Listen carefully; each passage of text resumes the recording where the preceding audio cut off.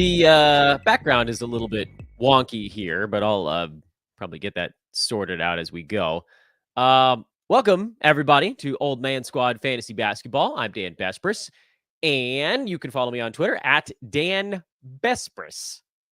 How's that for simple? There we go. I fixed it. Took me but a moment. Old Man Squad on Twitter will follow you back. Throw that out there. Please take a moment here at the front end before we dive into these draft results today to like if you're watching the show and subscribe. No matter how you're taking in the podcast, that continues to be the biggest combination, certainly the most important for us as we grow this brand new podcast network and this feed in particular as well. Today, we got some draft results on hand. Oh, yes, indeed. Draft results are on hand. A friend of mine sent these over. They're actually blurred out in the background right now, but we're going to put a real version of them up on the page for you guys all to look at. This is from an 8-category league. I'm going to try to make them as large as possible so you guys can get a good look at it. I realize there's probably a simpler way. I could have made a slide, but you're just going to look at basically a JPEG at large or medium zoom. This is the entire board right now. Those that are listening aren't going to get quite the experience that those watching are getting just for this moment, but I'm also going to zoom in once we get going so you guys can kind of see where we're working on this board, and we'll see how far we can get. That's really the long and short of it. Again, this is an 8-category draft, although I'll note right at the outset that I didn't see much of a change, at least through the first few rounds, first 40, 50 picks, because of 8-cat versus 9. I think I could argue that maybe Darius Garland going in the early 5th is about the only one that jumped out as like, oh, that guy probably goes a little later in 9-cat. But almost everybody else, the same.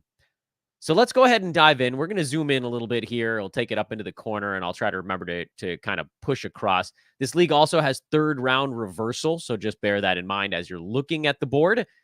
And let's start talking about it. Right at the top of the board, pick number 1, Victor Wembanyama. No surprise there.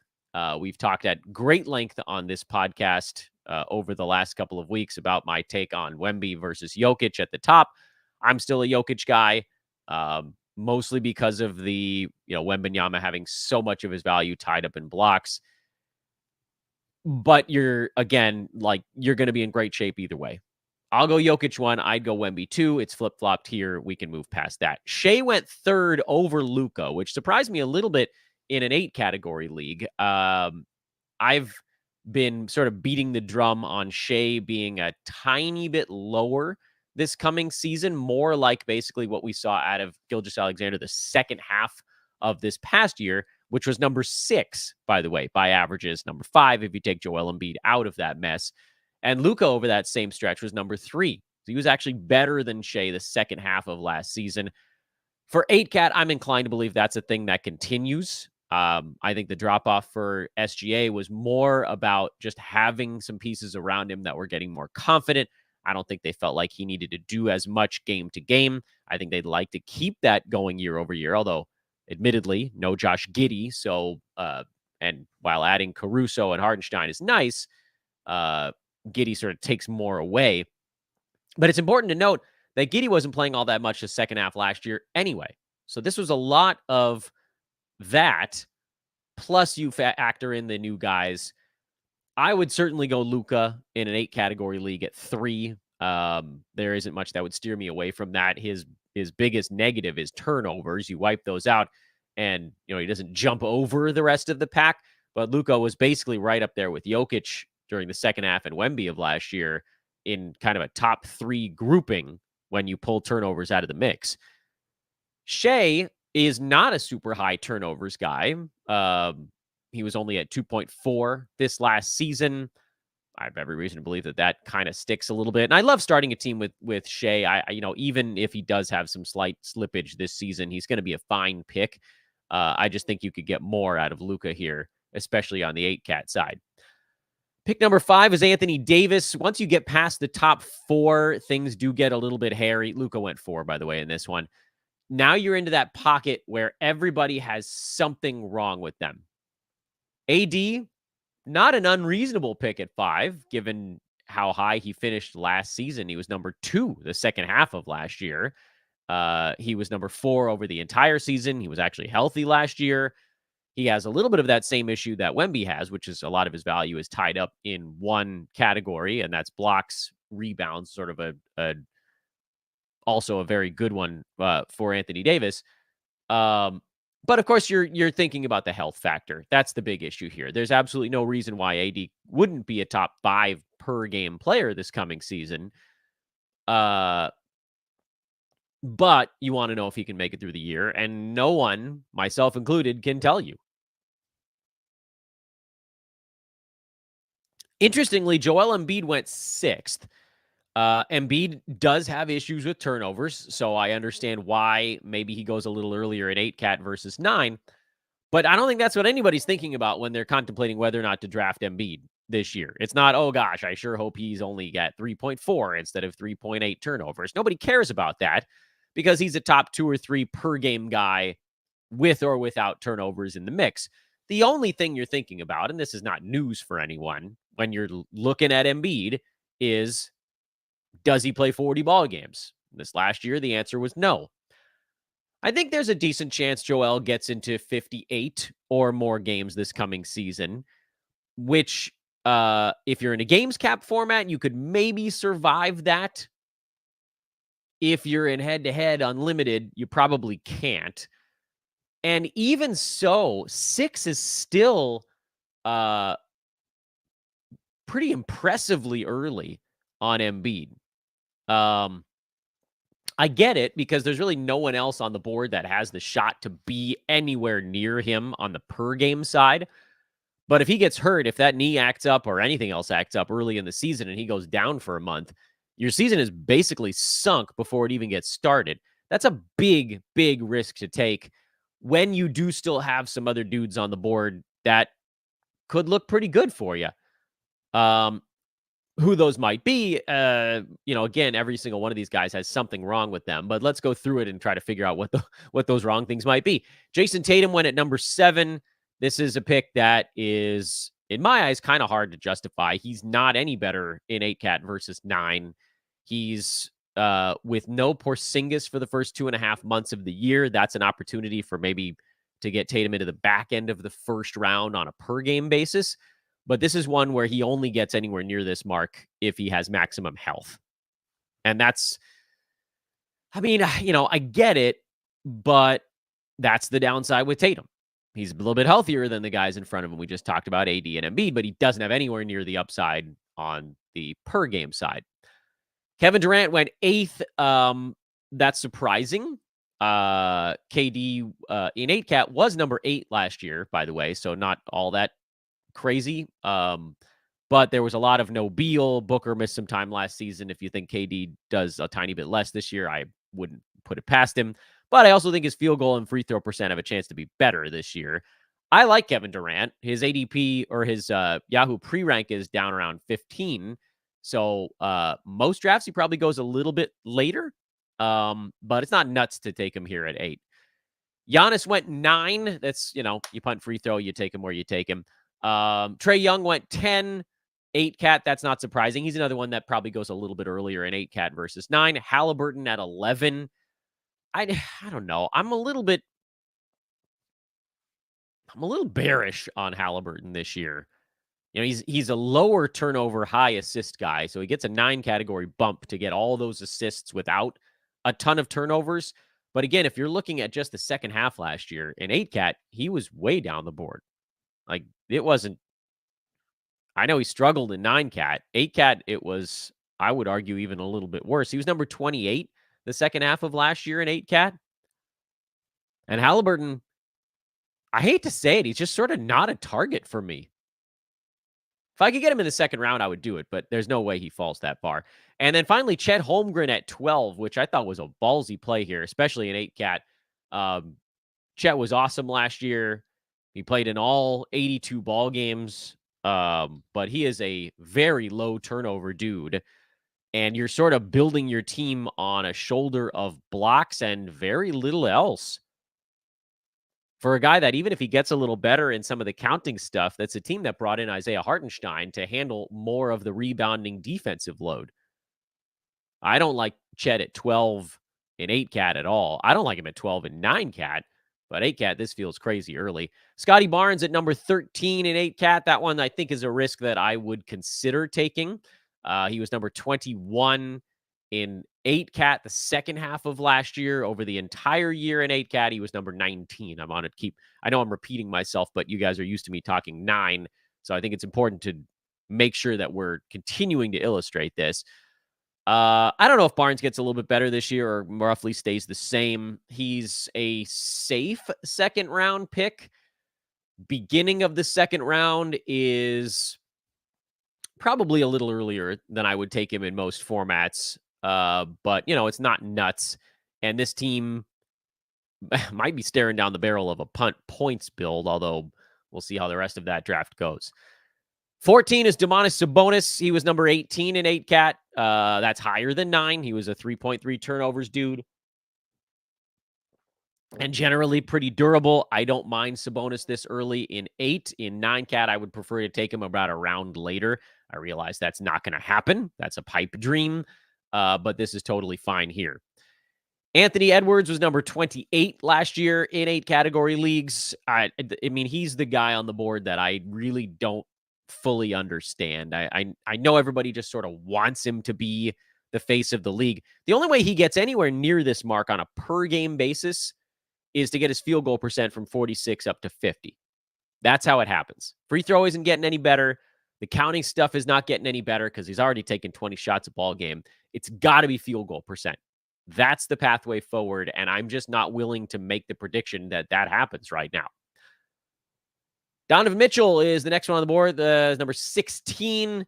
I mean, obviously, he's number 7 last year in 8 cat. You're just praying he gets to 65 games. If he gets to 65 games, he's a nice hit. Anything lower than that, he's squeezing near value. And then if he's down in the 50s again this year, well, then you're cooked. Someone in the chat room is saying that they can't see. Everything looks the same to me as always. What I'm seeing on the board is this. Let me know, guys, if anybody else is having that same issue. What I'm seeing looks fine, and I've tried to zoom in a lot as well. You guys are saying, oh, maybe you're a couple picks behind or something. I've got the stuff on the board that I'm talking about right now. Anyway, let me know if anybody else is having the same issue, and I'll make some adjustments. I wanted to zoom in so you guys could actually see the names. I can go back out a little bit here. Not sure if that helps at all. But trust me, when folks are watching on their phones or whatever, you want the words big. Big is better. Jalen Brunson went next. Okay. Everybody always sort of conflates being down on someone with not disliking them. I'm not super into Brunson at this juncture. He was number 29 last year, again, 8 cat.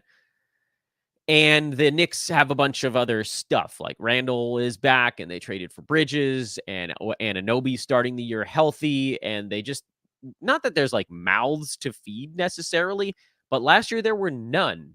And that's when Brunson went buck wild. He took every shot on the planet. I don't see how he gets that high again unless the whole team goes down again. James Harden. We're about halfway through the second round right now. I love this pick. I love it. Harden is always going to be better in 8 cat versus 9. Last year was only by a tiny bit because he was the third fiddle. This year, that would wipe out the turnovers. He's going to have more to do with no Paul George. I think Harden is one of the safest second round picks that you could find. Devin Booker right behind Harden. I'm also fine with that. He's sort of the same 8 versus 9 cat. He's going to be probably mid second round. Showed that he can maintain despite the other dudes being around him. Safe play here. I'm okay. And I'm okay with safe in the second round. Dame is next on the board. I've lost track of what number we're at. I think this is 19 or 20.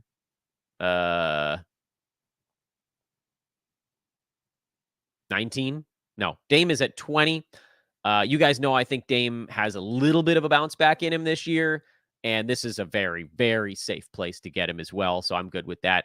Steph at 21 is mind-blowing. He was 20 last year, and I don't see how steals or field goal percent could go any lower. So this is, to me, the floor for Steph. I think that's one of my favorites. This team has Luka and Steph to start their club. De'Aaron Fox at 22. He was 24 in 8-cat last year. Probably does a little bit less with DeMar DeRozan, so this might be a little early for Fox in my estimation. But again, I know everybody wants their guards early in a draft, so I'm not going to kill you too much. JJJ at 23. That one scares the bejesus out of me. He was 40th in 8-cat last season. Does he go back to being what he was when Ja was healthy 2 seasons back and blocking 3 shots a game? If he does, he's a first, second rounder. If instead we've seen a blocks tapering for JJJ and then we now get a usage tapering, the floor would be very low. That's what worries me about JJJ. I'm not saying that he's going to be at his floor. I'm merely suggesting that we don't know the blocks are going to come back, and I'm not willing to take that risk here. I thought Jaren Jackson would go in the 40s this season after a quiet year, but he hasn't. He's only fallen, here he's in the 20s. We've seen him fall towards 30 in some mock, or not mocks, but ADP and stuff like that. That's just not far enough for me. LeBron at 24 is a very reasonable spot to get LeBron. He was actually number 10 in 8-cat last year. I mean, yes, even if there's a drop-off, there's room for him to squeeze through. And remember, this is third-round reversal, so those of you that are watching, we've got to scroll back to the other side of the board. Kawhi Leonard went at 25. He's got a Yahoo pre-rank of 45. You can see that Yahoo's numbers did not cloud this. I believe this is NFBKC. I get the letters in the proper order on that one. So these folks are not as terrified of Kawhi as the Yahoo general public is. Thing about Kawhi, though, he's actually worse in 8-cat than 9. He only had 1.8 turnovers last year. That'll go up a little bit with more ball handling this season, but so is everything else. And, Kawhi falls into that same category of players like Embiid, like Anthony Davis.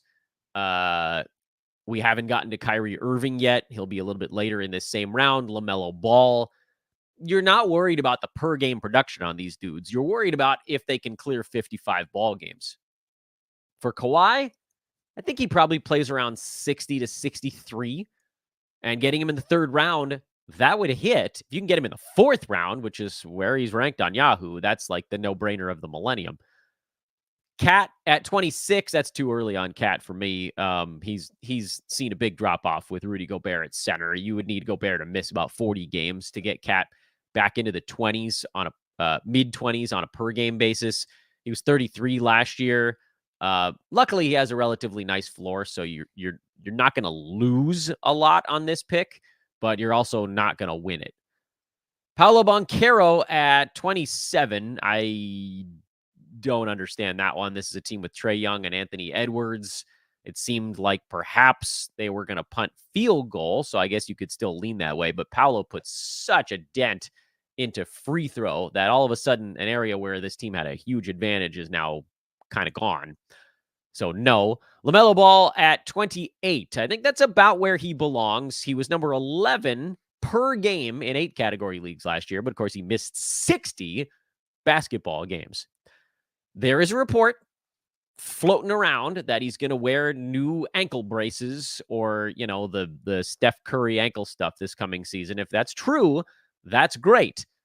I'll kind of believe it when I see it, but also if he falls to me in the third round and I haven't taken a ridiculous shot in the first 2 rounds, I'm not going to put LaMelo on top of Anthony Davis, for instance, and I'm not going to put LaMelo on top of Kawhi or Kyrie or Embiid or whatever. But if your first 2 picks, or even Donovan Mitchell, frankly, if your first 2 picks are healthier, whoever those might be, first rounders that I expect to play most of the season this year, oh boy, Shea, Jokic, probably Wemby, Tatum, Trae, I would assume Halliburton, maybe Giannis, maybe Kevin Durant. I mean, maybe Anthony Davis makes it through the year. You just don't want to stack that much risk. If you're low risk through the first 2 rounds, go nuts with LaMelo or Kawhi in the third. But if you got risk already, then you're in a bit of a roll of the dice. I forgot to take a commercial break, so we're just going to plow on through here. I'll slot one in somewhere on the after the fact one. But I will remind you guys, since we're 20 minutes in, take that moment. More of you are watching now than you were before. Please hit that thumbs up button if you're watching on YouTube. And please, please, please subscribe. However you're taking in the content. It is so unbelievably important. It's not easy, by the way, to start a brand new channel, especially in the dead of the off season. Anyway, let's keep going here. Bam Adebayo. That's fine, but I'm not excited about it. He's not a high turnovers guy, so it's not an 8-cat pick. He's a 40s dude, in my opinion. There's more other dudes here that I'd be way more excited about. Paul George right behind him. I think I'd rather have PG over Bam. Paul was number 17 last year in 8-cat. He'll take a hit, but 30 range is a pretty easy yes. Tyrese Maxey scares me a bit this year. He was 32 and 8-cat last season. Turnovers are not going up anytime soon. They were already pretty low. And you're going to see the other stuff also drift in the wrong direction. So Maxey's not somebody I'm targeting in most formats, and I frankly don't think he falls far enough for us to look at him. Alperen Şengün mid-third. I get it. You're probably going to want to be punting free throw if you go down that path. You don't have to, but it would probably be wise. Good counting stuff. Turnovers are a little bit high, but an 8-cat's not a big deal. He was 47th in 8 category leagues last year. If you got rid of free throws, he jumps right up into this area, maybe even a little bit higher. So I think you probably have a little bit of your answer there. I don't think he's leaping any farther forward without fixing the foul stroke. And I don't know. That's about as far as we need to go on that one. Kyrie Irving finally off the board here towards the end of the third round. Listen, I'm not super into the Kyrie experience this year. I think he's going to miss a bunch of ball games again. But third round is a freaking no-brainer. Late third round is absolutely no-brainer on Kyrie. DeJounte Murray, this is pick 34. I'm anti-DeJounte this year, but he was 34th last season. Big role change for him, though. I just don't even feel like the risk is necessary. Why go down that path when there's other more secure things on the board for you? Cade Cunningham went 35th. He was actually 45th with a really bad first half last year. And 8-cat, late third round is an easy yes on Cade. 9-cat, it's a no. 8-cat, it's a yes. John Morant went 36th. I don't know what Ja's going to look like coming back this year. I really don't. He missed pretty much this entire season, so you really can't put much on that. And he's always a guy that is better in reality than fantasy. He was 54th in 8-cat 2 seasons back with the poor free throw percent. So, I mean, if you're punting either percentage, this is an easy yes with Ja. If you're not, I think I'd let him go a little farther. I do love this team's next pick, Freddie VanVleet at 37. I mean, he was such an easy win last year. He was number 18, and he drops a bit because he was a low turnovers, high assist guy into the 20s in 8-cat, but getting him here in the late 30s, that's a yes. Jalen Johnson at 38. He's going to cost you. He was 48th last year. Expect his counting stuff to all kind of tick up a little bit. This is where you're going to have to take him if you want him. I'm not sure that I'm willing to pay that much, though. I just think there's probably better values on the board. And I get it. Jalen Johnson might be that guy you draft in the 3rd, 4th round that jumps up to the 1st or 2nd. So I understand the allure. If he fixes his free throw stroke and, scoring goes up by 3 and maybe assists go up by a half or something like that. Rebounds, I don't expect to change all that much. Same with defensive stats. I don't think those change very much. It's going to have to be free throws and scoring for Jalen Johnson. It's hard to jump from 45th, 50th range to like top 20 on just scoring and free throws. But if there's a big enough jump, it could happen. I wouldn't bank on that big of a leap, though. Jalen Williams at 39. I mean, I think he's going to have a fantastic season. He's not a high turnovers dude, so I wouldn't expect that type of leap there. He was 46th in 8-cat last season. This might be a hair early in 8-cat on Jalen Williams for me.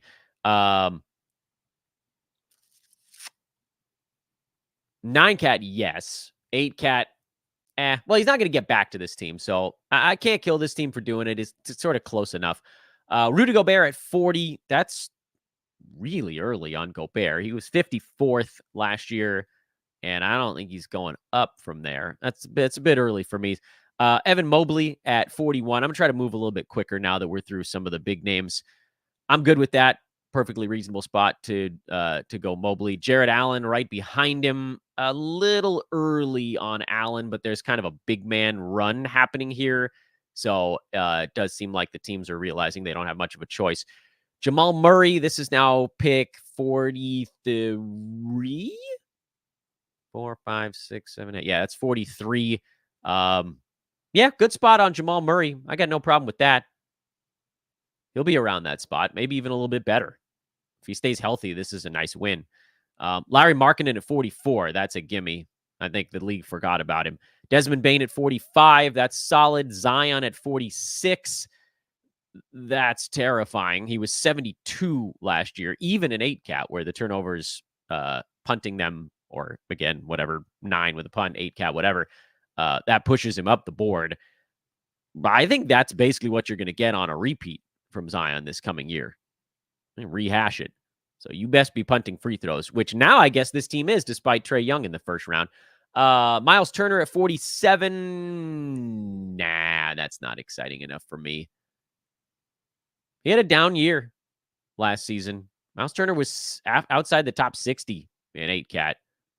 So I mean, maybe you need blocks, but I think this is not a value there. And Jaylen Brown at 48.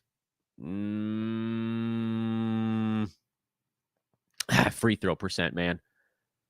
That free throw percent. If you think that comes back a little bit, then this could make sense because he was 60th. If you're punting free throw, he jumps well ahead of that, although this team is definitely not punting foul shots. Not super excited about it. Okay, now we are through the first 4 rounds, so it's time to ramp up the speed. We're going to zip through from here, and we're going to pause to highlight what I think are the most interesting ones over the next 52. We'll go through the top 100, and then maybe we'll just pick and choose a little bit after that. So the 5th round goes Derek White, Miles Bridges, Nick Claxton, DeAndre Ayton, Darius Garland, who's a name you're going to find there in 8-cat, but not 9. Siakam, Jimmy Butler. Yeah, real late in the 50s, mid-50s. Franz Wagner, DeMar DeRozan, Jalen Duren, Onyeka Okongwu. This is wild early on Okongwu. So this is a team that's very much married to the notion that Capella's gone. And then Vooch to finish off the 5th round. Quick thoughts on that one. My favorite pick in that round is probably Jimmy Butler. Second favorite would likely be, I think Garland is pretty good for 8-cat because that's where a lot of his negative was tied up. I don't really mind DeRozan here either. I think he'll find a nice spot in Sacramento. 6th round goes Mark Williams, then Emmanuel Quickley, Tobias Harris, Mikal Bridges, Josh Giddey, Kobe White, Yusuf Nurkic, Kyle Kuzma, Brandon Ingram, Cam Thomas, Devin Vassell, and Isaiah Hartenstein. We're going to zoom out a little bit here. Let's see if I can get pretty much all of these picks on the screen for those that are watching. I know it's not going to be ultra clear, stretched that far, but I'm going to do my best. Favorites in the 6th round. Quickly, I think is a really nice 6th round pick. You guys know I love Tobias Harris, although he takes a hit in 8-cat versus 9. I think Devin Vassell at the end of the 6th is solid. I'm not quite in on Giddey and White at this price. I think they need to be a little bit later. Brandon Ingram, if he gets traded, could really end up being something interesting there. So probably quickly top of the board. Least favorite pick in this round would be Yusuf Nurkic. I think he's going to have more competition in Phoenix this year because they brought in a capable backup. 7th round, let's read them through. D'Lo, Brandon Miller, Walker Kessler, Brooke Lopez, Julius Randle, and Zach Edey. That's the top 6. Bottom 6 of Michael Porter Jr., Trey Murphy III, Jordan Poole, Keegan Murray, Bradley Beal, and Anthony Simons. Beal at the end of the 7th is, I think, a pretty easy one to grab. I think Jordan Poole and 8-cat here is a pretty reasonable spot for him as well. And I would think I really don't think that there's going to be, I don't think Edey's going to play that much in Memphis. Maybe I'm wrong there, but that one scares me of the picks in this round. That one's the one that frightens me the most. 8th round, John Collins, Jonathan Kuminga, Daniel Gafford, Jakob Poeltl, Jabari Smith Jr., Terry Rozier, front 6. Back 6 of Clint Capella, Ivica Zubac, Drew Holiday, Austin Reeves, Herb Jones, and CJ McCollum. Favorites of the 8th round. I think Kuminga could have a really interesting year. He's one of those later-ish guys that has a chance to really push up the board if things kind of break his way, which they might not also, but again, you're hunting upside a little bit. I think Zubac is a pretty safe play here. We're now approaching 100. I'd like to get him a little bit later. McCollum at 96. That's an easy yes. He probably should have come off the board a little sooner just because he's so damn safe. Anybody else I like in here? Those are the ones I think I like. I don't dislike many in this round. There really isn't anything I dislike in this round. They're all fine. 9th round, Tyler Hero, Zach LaVine, Jalen Green, Kelly Olynyk, Derek Lively, the 2nd, Bogdan Bogdanovic. Bottom 6 of OG Anunoby, Colin Sexton. It's like the visiting and the home half of the inning. Colin Sexton, Jonas Valanciunas, Jalen Suggs, Scoot Henderson, and Chris Paul. If Zach LaVine plays or gets moved, he ends up being a massive win in the 9th round. OG Anunoby, I think, is going to have an okay year. Yeah, 9th round is probably about accurate for him right now. Scoot is worth a flyer in 8-cat at this point if he starts to get some stuff figured. I mean, he was averaging like 5.5 turnovers a game. Obviously, the percentages, field goal in particular, is going to be rough. But you wipe out turnovers, and he goes a long way up the board. Guys that I think are fine here. Hero is fine. Bogdan is fine. Sexton, Valanciunas, I kind of like here, admittedly. He's a plus. Suggs and Chris Paul, those are all fine. I think Olynyk frightens me a bit with Poeltl healthy. You know I love Olynyk, but Jalen Green, is he going to be March Jalen Green, or is he going to be every other month Jalen Green? 10th round, Jeremy Grant, Bobby Portis, Denny Avdia, Kristaps Porzingis, Naz Reid, RJ Barrett. That's the visiting half. Home half of the inning, Dennis Schroeder, Donovan Clingan, Amen Thompson, Wendell Carter Jr., Draymond Green, and Chris Middleton. We're now in the 10th round now, so this is picks 109 to 120. Who do I like here? I kind of like Schroeder at 8-cat because he'll get you some of those guard stats. He's a mess in a lot of categories, but that's hard to find at this point. I think Draymond Green should be decent because he's sort of a higher turnover punt points type. I don't want to deal with Chris Middleton this year. He's going to be such a massive headache. I like Naz Reid a lot. I just think we probably could have waited a little bit longer on him. He's a guy I want to take at the end of drafts. Bobby Portis is pretty safe in this range, but not super exciting. Same with Jeremy Grant. Maybe he gets moved, maybe not. I don't trust RJ Barrett. I think we had a flash in the pan efficiency bump that will level off to the normal number. Amen Thompson is interesting, but the Rockets got deeper, which, I mean, he's a guy that could definitely find his way above that fray. So I'll give that I'm okay with it. I'm okay with it. 2 more rounds to go. 11th round, Keontae George, Alex Caruso, Josh Hart, Klay Thompson, Tyus Jones, and Malcolm Brogdon. All guards in the visiting half of that inning. PJ Washington, Alex Sarr, Noah Clowney, Al Horford, Patrick Williams, and Marcus Smart in the home half. A lot of flyers I like in this 11th round. I think Caruso could have a nice year. Keontae George, as he starts to figure things out, he's a second half possibility. because, again, you're wiping out the turnovers. That helps. Tyus Jones is a low turnover guy. He's still listed at Washington on this board. He's in Phoenix now. Malcolm Brogdon, I think, is interesting in this round. PJ Washington, Alex Sarr, Al Horford, I like a lot. A lot of names that jump out at me as interesting flyers in the 11th round. And the 12th round and final round of this draft, Mike Conley. I like that one. You guys know I like me some Mike Conley. Trace Jackson Davis, I think that's a reasonable flyer.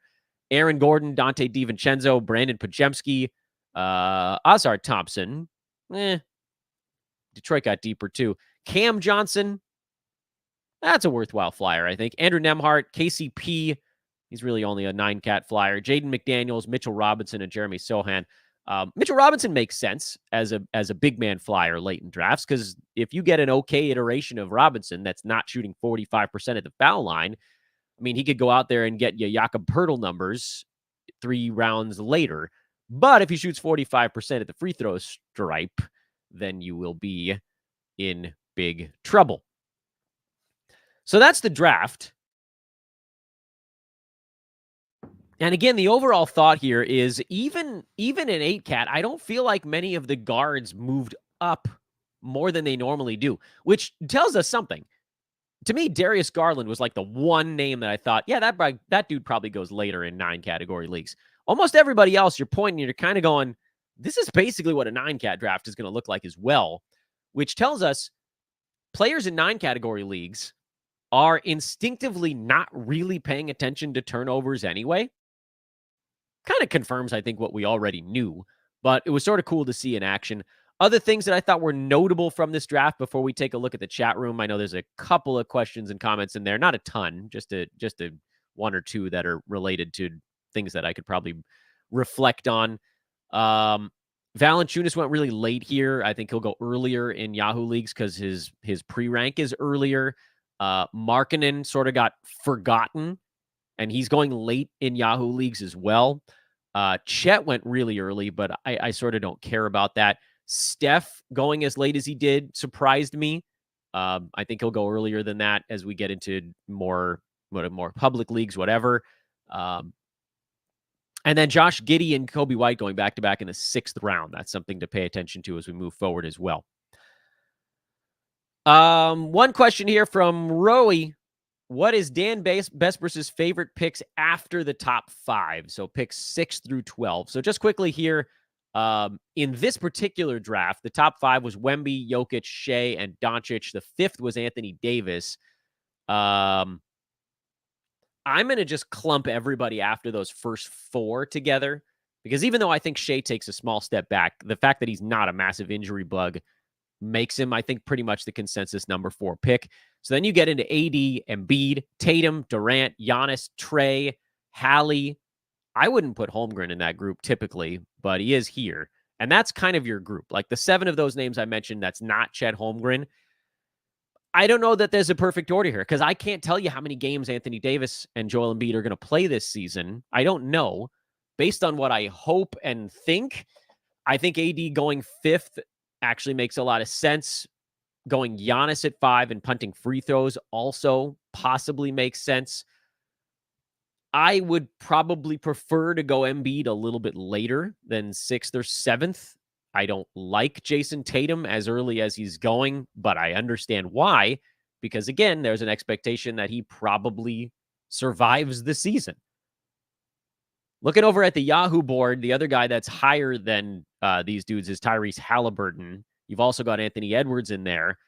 There is no great end to that first round. I might be the guy who gets the 7th pick and goes and gets Kevin Durant. Like, I don't think that's that crazy. The problem is, if I'm in a games cap league, I'm probably going Joel Embiid there. If I'm in a head-to-head league, I'm now thinking about Trae Young and Tyrese Halliburton, because then I get that assists bounce. With Trae, you get a little bit more of a free throw scoring bounce. I think he makes more sense head-to-head than Roto. But again, in Roto, I already mentioned that I'm probably going with the guys that are a little bit more risky, like an Embiid, like an Anthony Davis in that 5-6 range. After that, let's say that Anthony Davis goes 5. Let's say Embiid goes 6, and I have the 7th pick. Right today, I don't know what the hell I'm doing there. I really don't. If it's Roto, I'm probably going Kevin Durant. I know. That's nuts. If it's head-to-head, I'm probably going Trae Young over Jason Tatum. I know. Stupid, whatever. I might be insane, and Tatum is such a safe play there. But head-to-head, you want to have that big category bounce, and Tatum doesn't give you that. Anyway, it's tough. It's tough. I'm kind of hoping that the board rearranges itself. Or I'm kind of hoping that I get like the 12th pick and everybody else has to deal with this. If I get the 8th pick, I think I'm going to have a really difficult draft day. What are my favorite last 2 picks as Flyers? Well, just looking at the ones on the board right now, guys that went, let's say, after pick 100, which would be after Valanciunas here, JV was pick 100. Colin Sexton is one I like a lot. His ADP or his pre-rank is outside the top 100. Again, looking at this board right now.